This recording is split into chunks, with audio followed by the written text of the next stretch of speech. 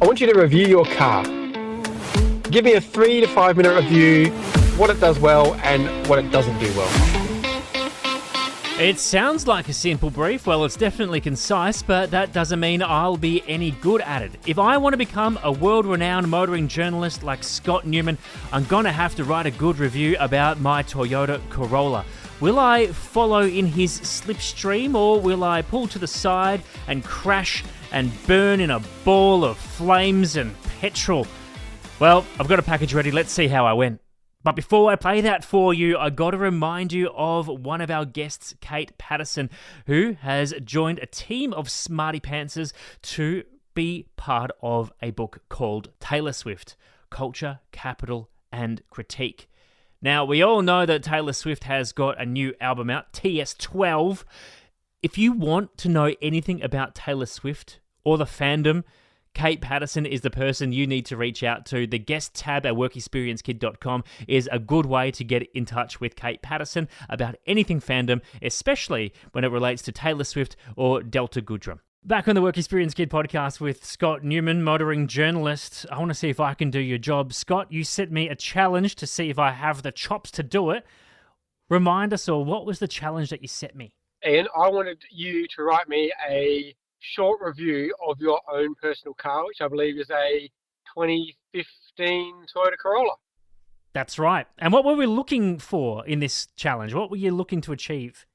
Well, I really wanted to see if you could sum up the vehicle in a concise manner. If you could figure out, as I mentioned earlier, it's all about performance of intended function. So can you identify what the intended function of your vehicle is, and then how well does it perform and how well does it fulfill those needs? Well, I've done the review. Let's listen to it now so everyone gets up to speed and we can talk about it after.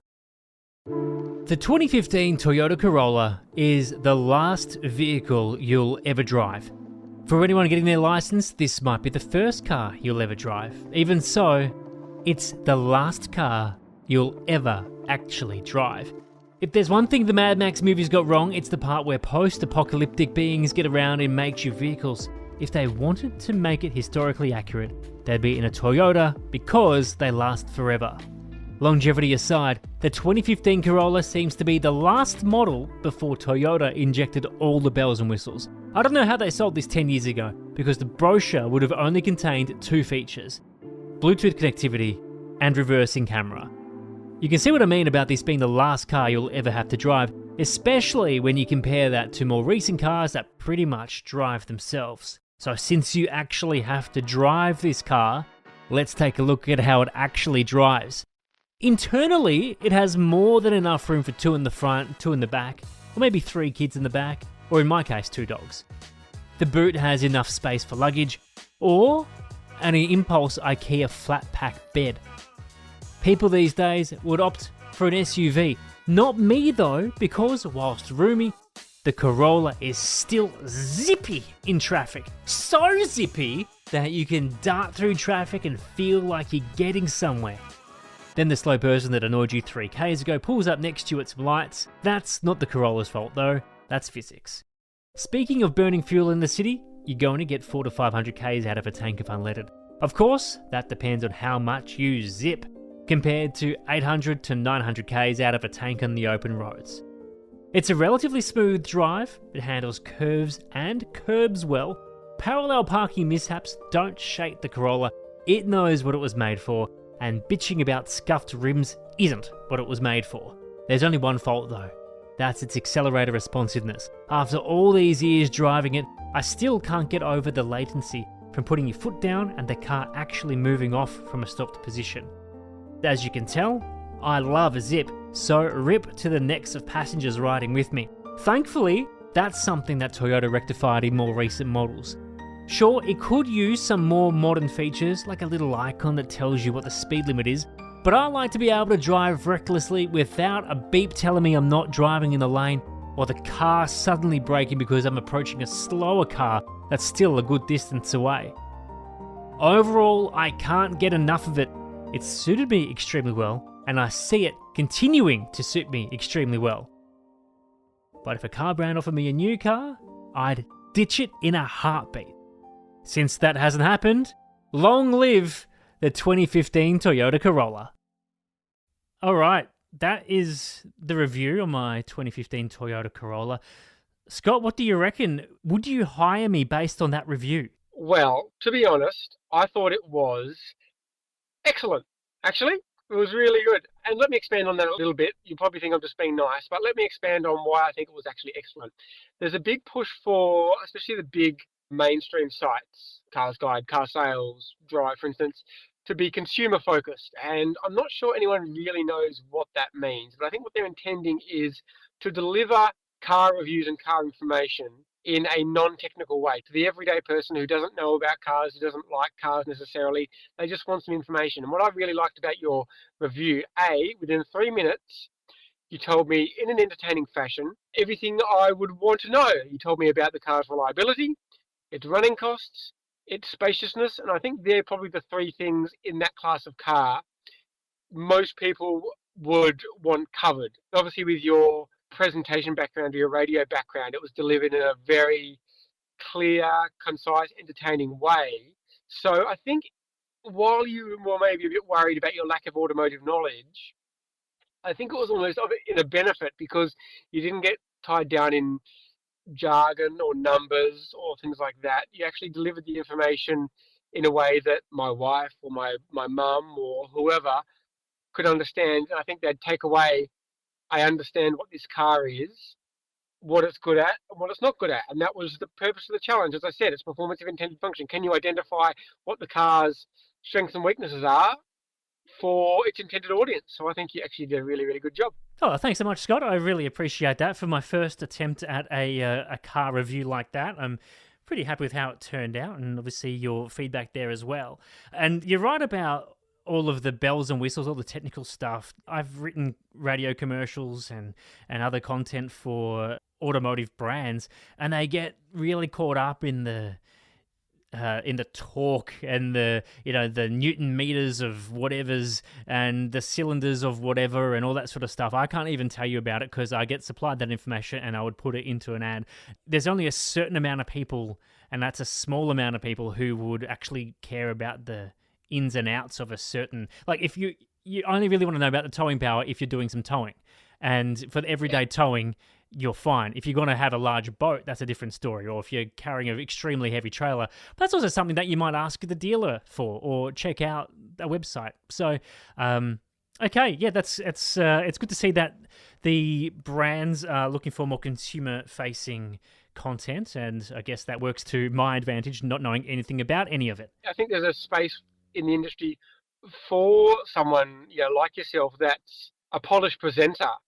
If you're thinking about maybe doing, if you're thinking about if this was an audio segment, but if you're doing a video segment, if you could even edit that down slightly too, and it becomes a 60-second Instagram reel or a TikTok, I think there's a real place for someone who, I couldn't do that, for instance. I'm too in the weeds. I can't see the forest for the trees. I know about the numbers and the details of driving, and that's what I enjoy. So I actually find it very difficult to really take 3 or 5 steps back and present information in a very dumbed down is not the right word, but very layman's terms. So I think there is a space for someone like yourself in the industry who has those polished writing, scripting, presenting skills without being bogged down in it does 0 to 100 in 3.756 seconds.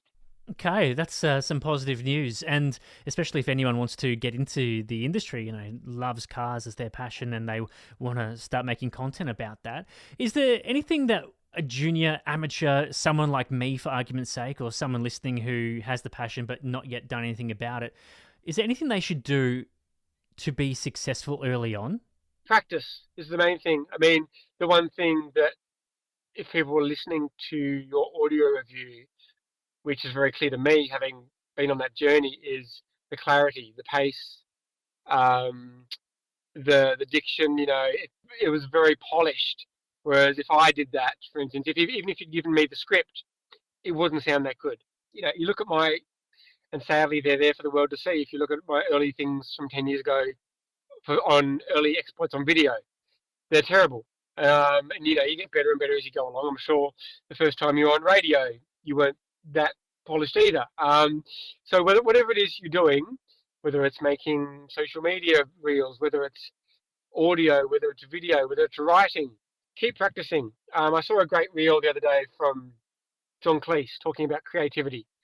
And the gist of it was, if you fear failure, you'll never get anywhere. And I think we've all been there. We've all sat there with the blinking cursor on the page, wondering where to start. Just start. Write rubbish. Do a terrible video. Do a terrible audio. Because the more you practice, the better you'll get naturally, and you'll find out your weaknesses and find out your strengths. So that's the main thing, I think. If you're starting, just start, refine your craft. I think that's some good advice, and I've heard that you have to get over the cringe factor. And I guess a good way to talk about it might be like the first time you hear your voice on a recording, you go, oh, what's that? But trust me, you hear your voice enough and you just get over it. That's just how you sound. And it also depends on what you're recording on as well. There are some microphones that make me sound horrible, but on better quality microphones like what I'm recording on now, I sound like me. So there are other things there, but we won't go into that. Also, you reminded me of something we spoke about in the interview of be yourself. I wrote that script for me, so I know what I can deliver and what I can't deliver. Obviously, Scott, I would write it slightly different for you, but anything that I would supply you, you might even change to be more like you. So that's some good advice for anyone looking to do their own thing. Make sure it's for you, write it for your personality. Don't write it for anybody else, especially while you're starting out with your own content. Definitely. Now, at the moment, on a website that I won't mention unless they sponsor the pod, there are a few jobs going for the term motoring journalist. And skipping through, there are some like other journalists, ABC, that aren't car-related, current affairs, that sort of stuff. But there are a couple of motoring journalist jobs going. Do you think somebody who's not yet in the industry would be able to get a job that's being advertised? Or how would one get one of those jobs? Yeah, I definitely think so, because I think, as I mentioned, the industry is looking outside itself a little bit. It could be quite if I say boys club, I think you get what I mean. It is quite also quite a boys club too. There are some great female journalists out there, but they are outnumbered, certainly. So I think the industry is beginning to look outside, which in a sense is, I guess I don't feel threatened by it, but the people like me who are diehard car nuts and into the nitty gritty. But I think it does help the industry to have those other voices. I'm thinking of someone like Catherine Fiskett Drive, for instance. She was predominantly a news journalist. So she came from one of those backgrounds you mentioned, like an ABC, and then moved into cars.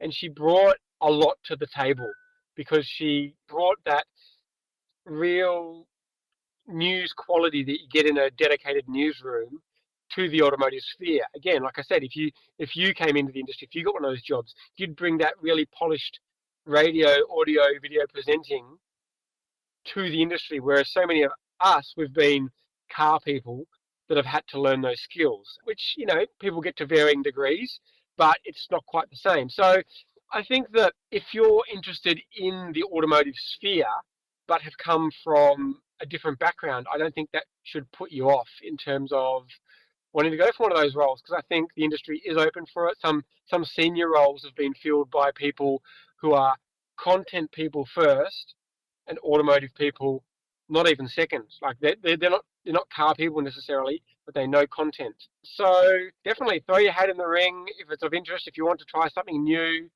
And I think the automotive industry will be better for it because having a bit of diversity, we all learn from each other. All right, well, that's filling me with confidence, and hopefully anybody who wants to get into the industry as well, especially if they have a little bit more of a automotive skew to their life. Also, it shows that you can bring every other part of your life into a new role, and then you can, kick goals, and by having a nice little hybrid situation going on. I want to ask you before we wrap up, is there anyone that you follow who might be good for somebody to start tracking? Who do you follow? I mean, we can follow you, Addicted to Sliding, on YouTube and Instagram and everywhere, but who are you following? I follow most people in the industry. They follow me. We all tend to follow each other, which is nice. If you look at people who are doing it really well, Car Expert do an amazing job on video. They're by far the biggest Australian media outlet, and that's on the back of Paul Marrick. So if you want, you can love their format, hate their format, whatever. There's a reason they do what they do, and they do it very, very well. and Paul works very hard, does a great job smashing out videos under some trying circumstances. So I'll shout out Paul Merrick in terms of the video side. Who else is out there? There's Redriven. I'll shout out the guys at Redriven, Adam and Jim. They started from nothing. They do sort of used car reviews, which is really interesting. It was a niche that the industry at large totally ignored. And Adam came up with his mechanic partner Jim and said, we can do this. And they aimed, I think, for 10,000 subscribers they were hoping for. And now I think they're at like 250 or 300,000 subscribers. Holy and they've moly. done such a good job covering all sorts of weird, wonderful cars. And again, covering the topics that people want to know. I can review new cars, but I can't necessarily tell you what they're like to own because I don't own them for 5 or 10 years. Whereas obviously Jim, being a mechanic, has that knowledge. They look over and drive cars that are 5 or 10 years old, popular cars. So they've done a great job too. I'm forgetting people, but I could be here. There are lots of people out there doing great work. But yeah, follow me. Why not? Might not learn anything, but hopefully it's enjoyable. Hey, for anyone looking to get in, getting all the inspiration they can get is definitely going to help. Scott, thank you for joining me on the pod. Thank you for giving me some inspiration. I'd have to say becoming a motoring journalist is definitely in the maybe pile towards the yes pile. My only concern is my motoring knowledge. Obviously, that's not a big thing, but I'm just not passionate about cars. You know what I mean? It's just like, I don't mind driving. I get annoyed on the road. I'm sure it'd be cool to check out new stuff, but I'm just my knowledge there. I feel like would be what's letting me down, but maybe I can find something in a similar area where it's more of a review nature opposed to being dedicated to cars. Yeah, absolutely. That's the thing. Reviews are pretty much the same. You have to analyze whatever it is you're reviewing, whether it's a toaster or a video game or a car or a movie or whatever, and find the good, find the bad for who it's intended for. So for yourself, maybe it's audio gear, maybe it's movies or something like that. So obviously you've certainly got the skills in terms of presentation. So if cars aren't lighting your fire, and I guess that is the thing. I always say, if you didn't like cars, this would be a terrible job because you're dealing with something every day that you're just not that interested in. It'd be like me reviewing, I don't know, boats or something. Boats are great, but I've got no really interest or knowledge about them.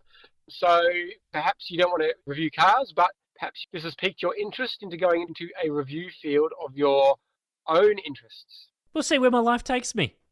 Thank you so much, Scott. I really appreciate your time. Not at all, Ian. It's been great. The journey continues. Make sure you subscribe so you hear every chat and maybe find a new job or career for yourself. To volunteer, to contribute, to support, visit workexperiencekid.com.